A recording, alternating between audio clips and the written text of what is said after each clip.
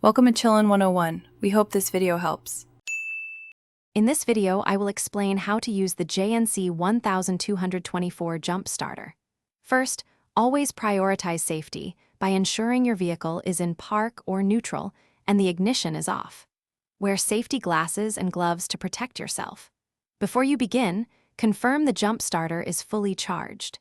Keep the unit away from any flammable materials like fuel or carburetors to prevent accidents. These initial steps are crucial for a safe and effective jump start.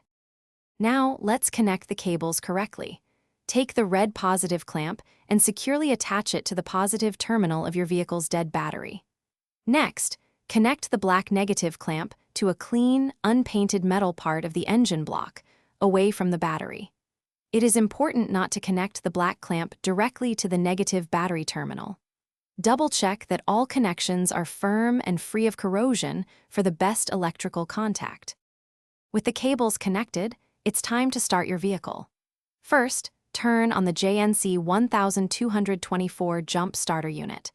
Then, attempt to start the vehicle for a brief period, no more than 5 seconds. If the engine does not immediately turn over, wait for approximately 3 minutes before attempting to start it again. Avoid cranking the engine for extended periods, as this can potentially cause damage to your vehicle's starter motor or the jump starter itself. Once your vehicle successfully starts, it is time to disconnect the jump starter. First, immediately turn off the JNC1224 unit. Then, carefully remove the black negative clamp from the engine block. Next, disconnect the red positive clamp from the battery terminal.